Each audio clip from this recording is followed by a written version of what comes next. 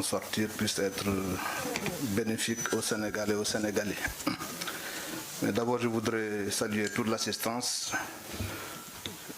S'il était possible d'inverser le protocole, j'aurais choisi de parler avant le Premier ministre. On aurait pu d'ailleurs. Parce que c'est une circonstance exceptionnelle. Le ministre ne doit pas parler après son chef. Mais, et par opportunisme aussi, j'aurais inversé parce que c'est difficile de parler après lui.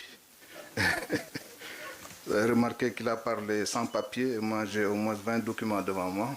Parce que je ne peux pas faire aussi bon que lui. Mais je vais essayer, en commençant avant de revenir à un discours un peu plus conventionnel, pour remercier toute l'assistance, les parents et amis qui sont venus de partout pour m'accompagner dans cette nouvelle mission que le président de la République vient de me confier. J'ai tout fait, mais il y en a qui ont failli marcher de Dagana ici. Bon, il y en a qui sont arrivés quand même. Mais je voudrais surtout m'arrêter sur les collaborateurs de la présidence de la République qui ont tenu à venir m'accompagner, notamment mon directeur de cabinet adjoint Demba Diouf, mais saluer la présence exceptionnelle parmi nous de quelqu'un qui doit bien connaître les lieux, M. François Collin, le ministre François Collin, inspecteur général d'État admis à la réserve, c'est pour ça que j'ai le privilège d'être doyen, qui sert encore à la présidence de la République au niveau du secrétariat général de la présidence de la République, un brillant et haut cadre de la République. Il est assis à côté de M. Samba Mané Diakhaté, qui est également un ancien de l'inspection générale d'État, et de l'illustre Mohamed El Moustapha Diagne, inspecteur général d'État, mais aussi ancien secrétaire général de la présidence de la République, ancien secrétaire général du ministère des Affaires étrangères et ancien ministre de l'économie, des finances et du plan. Le dernier du président Abdou Diouf avant qu'il ne quitte le pouvoir. Donc, nous avons le professeur Ba, qui est conseiller spécial du président de la République, mais également Ablaye Sali, qui est conseiller spécial du président, Ousmane Ba, conseiller spécial du président. Bref, une bonne partie du cabinet du président de la République et des collègues de l'inspection a tenu à m'accompagner. Donc je les remercie pour cela et je salue tous mes parents venus de Dagana, Tuaon ou d'ailleurs, de Dakar tout simplement et du Sénégal. Je ne peux pas tous les citer au risque d'indisposer le reste de l'assistance parce que le Premier ministre est roi à Tamba et s'il avait voulu, il aurait rempli le ministère. Voilà. Donc je voudrais, Monsieur le Premier ministre, Monsieur le secrétaire général du gouvernement, mon ami Seydou Gueye, qui est venu accompagner le Premier ministre, mais également accompagner son frère et ami, le ministre entrant, Monsieur le ministre, auprès du ministre de l'Intérieur que je suis, chargé de la sécurité de proximité et de la protection civile, Monsieur le secrétaire général, Monsieur le directeur de cabinet, Monsieur le directeur général de l'administration territoriale, Monsieur le directeur général de la police nationale, Monsieur le directeur général des élections, Monsieur le directeur général de l'agence d'assistance à la sécurité de proximité, Monsieur le gouverneur inspecteur de l'administration centrale et territoriale, mon général, commandant de la brigade nationale des sapeurs-pompiers, général Ndoye, Monsieur le général, coordonnateur du SICO et mon cher ancien Tchaka. C'était mon chef de patrouille dans le mouvement Skoda. Donc, il me faisait chanter. J'espère que je pourrai le faire chanter à mon tour. Vous voyez l'ancien, les voix du Seigneur sont insondables. Le bleu est devenu l'ancien. En tout cas, je suis content de vous retrouver. Ça fait un bon moment que je ne vous avais pas vu. Monsieur le directeur de la protection civile, Madame le directeur de l'administration générale et de l'équipement, Monsieur le directeur de l'automatisation des fichiers, de la DAF, Monsieur le directeur de la construction, Mesdames, Messieurs les chefs de service. Je voudrais, à l'entame de mon propos, j'ai déjà formulé une prière, mais reformuler une autre en rendant grâce à Dieu qui nous permet de vivre ce moment avec humilité santé et dans la sérénité absolue.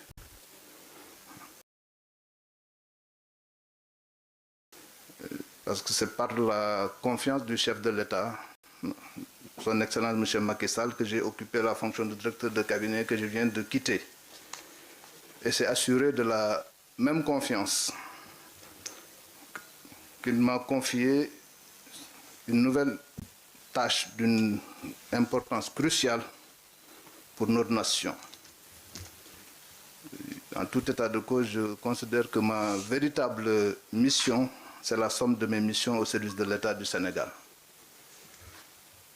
C'est donc avec une très grande marque de confiance pour ma modeste personne, ainsi qu'une grande responsabilité sur mes épaules et celle de mes collaborateurs que vous êtes maintenant au sein de ce ministère important et stratégique pour la bonne marche de notre pays.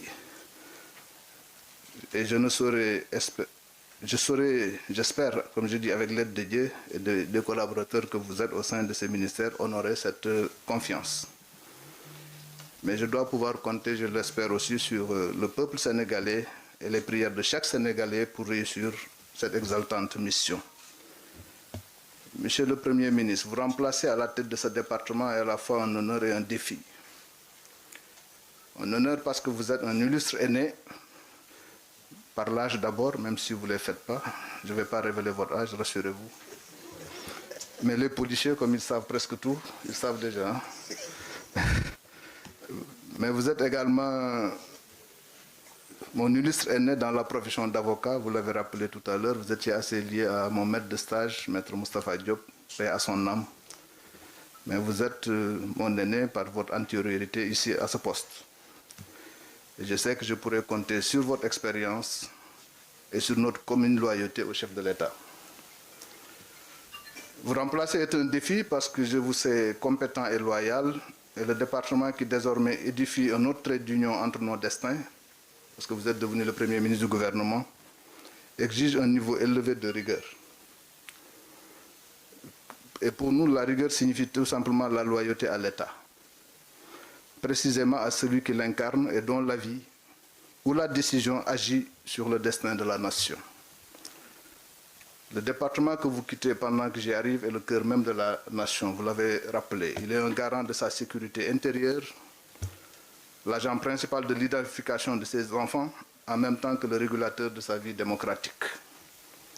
Le temps que vous avez passé ici, Monsieur le Premier ministre, a révélé en vous des qualités exceptionnelles, celles dont je viens de faire état et bien d'autres encore, que je me garderai d'énumérer ici. Aussi longtemps que cela remonte dans ma mémoire, je vous ai connu d'une courtoisie exquise, d'une élégance à la fois morale et physique irréprochable. C'est le témoignage que je voudrais faire. Et en ce moment de passage de témoin, ma prière la plus intime est d'être digne de la confiance que le chef de l'État a placée en vous et en moi. Je prie le Tout-Puissant de me hisser à la hauteur des enjeux pour offrir à notre peuple le meilleur de ma volonté et de ma modeste expérience dans le service public. Mes chers collaborateurs, le destin nous a réunis pour une mission exaltante, celle qui permet de laisser des traces honorables dans la galerie du service public, c'est-à-dire du service au public. En traversant tout à l'heure la galerie des portraits, j'ai voulu commencer à compter, j'ai compté 29 je pense. Demain on va y ajouter son portrait, ça fera 30. Bon, il y a un redoublant parmi eux, que j'en connais. Donc on revient à 29, François, je suis désolé, votre papa a redoublé. Mais c'est un bon redoublement. C'est un redoublement d'excellence. Voilà. Et donc, j'ai tout de suite pensé qu'après, ma photo sera, mon portrait sera accroché, et donc je pense au moment de la sortie, de sortir. Quand on entre, il faut toujours penser au moment de la sortie. Ça permet de garder la ligne droite et la tête haute, mais surtout froide, pour ne faire que ce que l'on doit faire. Donc, je suis à l'écoute de tous les collaborateurs qui ont toute mon et vous avez toute mon attention. C'est le premier message que je voudrais laisser. Et vous demander en retour d'être à l'écoute des autres et d'être aussi à leur service dans une posture républicaine irréprochable. Nous sommes tous des hauts fonctionnaires nourris au lait de la République. Et moi, je n'ai appris qu'une seule chose, c'est servir la République. Des douanes, il l'a dit tout à l'heure, à l'inspection générale d'État, en passant par les cabinets ministériels, je me suis toujours évertué avec l'imperfection qui caractérise toute œuvre humaine à être à la hauteur de la charge confiée pour le bien commun. Il reste évident que le plus important reste le Sénégal. Notre chère terre, car son existence préexiste à la nôtre. Le président de la République a l'habitude de répéter « Nous sommes parce que le Sénégal est ». Je suis un soldat dans l'âme, prêt à servir là où c'est nécessaire, avec toujours le même engagement. Notre cher pays a besoin d'être rassuré. Nos concitoyens veulent continuer de vivre dans la cohésion, monsieur le Premier ministre national, hérité de nos anciens. Et c'est la mission que le chef de l'État nous a assignée. C'est donc avec cet esprit républicain, chevillé dans cette conviction de modestie et d'humilité, que je prends avec vous le flambeau pour relever les immenses défis qui sont devant nous. Et naturellement, je suis assuré de pouvoir compter sur vous dans le même élan républicain pour remplir pleinement la mission qui est la nôtre. Des directions générales ici présentes à l'échelon le plus modeste de la hiérarchie administrative. Chers collaborateurs, nous expérimentons dans le monde, et vous le savez mieux que moi, plusieurs crises, dont la plus importante est sans nul doute celle relative à la sécurité. Sous ces différentes coutures, un peu partout à travers le monde, nous assistons à une montée des périls de toutes sortes, y compris dans les démocraties les plus avancées. Ces périls ont pour nom terrorisme, cybercriminalité, trafic de stupéfiants, porosité des frontières, sophistication de la criminalité, complexification des méthodes des délinquants, montée des extrémismes. Ces nouveaux défis appellent de notre part de nouvelles formes d'adaptation ainsi que de nouveaux outils de lutte pour faire face et protéger ainsi notre société. Je sais que vous le savez mieux que moi, mais le rappel est pédagogique et comme la tâche est immense, je ne cesserai de vous le répéter. Je sais que vous êtes aussi pleinement conscient que nous nous trouvons à une période charnière de la vie politique de notre pays, avec la tenue de l'élection présidentielle prévue le 24 mars prochain. Aussi importante qu'elle soit, c'est juste un moment de notre vie nationale. Le Sénégal ne s'arrêtera pas parce qu'il y a une élection. Il continuera bien après cette élection. La République saura compter, j'en suis sûr, sur le patriotisme, le professionnel, vous l'avez rappelé, et le sens de responsabilité des hommes et femmes qui composent cette administration. La direction générale des élections et la direction de l'automatisation du fichier qui sont peut-être les plus impliqués, l'administration territoriale ici, ainsi que l'ensemble des services concernés sont bien rodés et ce que vous avez rappelé tout à l'heure le démontre. Le matériel est déjà acheminé ou il reste encore quelques détails à régler. Ici et au niveau des bureaux à l'étranger, d'après le rapport que j'ai parcouru. Mais nous n'avons pas d'inquiétude à ce niveau parce que notre pays a une forte tradition d'organisation d'élections et l'administration est assez efficace à ce niveau. Et elle ne ménagera aucun effort pour l'accomplissement de cette grande mission au profit de la démocratie sénégalaise. Je voudrais vous donc demander de garder le cap. Gardons le cap en nous attendant surtout à travailler presque à une perfection de ce vote, de cette élection qui est attendue par tous les Sénégalais, dans les conditions prévues par la loi. L'élection doit se dérouler également dans le calme, vous l'avez rappelé, Monsieur le Premier ministre, dans la paix et la sérénité. Et le président de la République a pris une décision que vous venez de rappeler tout à l'heure, au-delà de la sécurité globale que nos forces vont assurer. Vous avez donné instruction de permettre à tous les candidats qui le souhaitent de bénéficier d'une protection rapprochée de cette unité d'élite de la police nationale que est la brigade d'intervention polyvalente, la BIP. Les modalités seront mises en œuvre en rapport avec le cabinet et le directeur général de la police ici présent. Donc nous veillerons en tant que garant de la paix civile et de l'ordre public au strict respect des règles du jeu. Les différents états-majors, c'est un appel que je leur lance politique en compétition, devront s'abstenir de tout acte, propos ou comportement violent en ne s'affrontant que sur le terrain des idées et des programmes qui les soutiennent. La sécurité du pays, des biens et des personnes est un domaine qui nous incombe et nous ne transigerons pas dessus. Nous ne saurions oublier cela. Le Sénégal est au-dessus de tous. Notre seul souci doit être le souci du pays et de ses vaillants habitants. Donc, commis de l'État que nous sommes, avec l'aide de Dieu, nous allons préserver l'exception sénégalaise, l'un des derniers chantiers du président de la République, qu'il vient de nous confier. Le Sénégal est au-dessus de nos égos et de nos intérêts particuliers. C'est pourquoi il nous faut élever le service public, l'intérêt général, la nation, le drapeau vers les cimes de la sacralité républicaine, rétablir la confiance entre tous.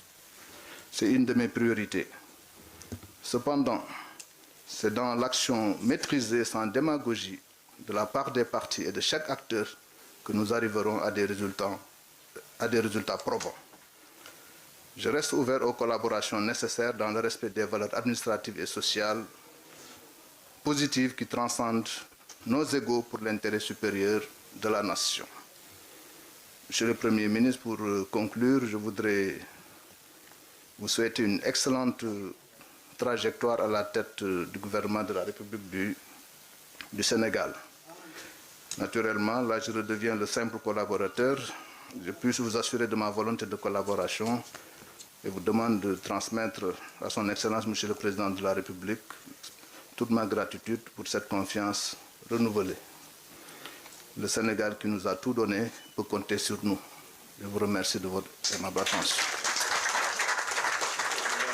Donc, ñu ngi sant Yàlla di julli ci Yonent bi sallallahu alayhi wa sallam di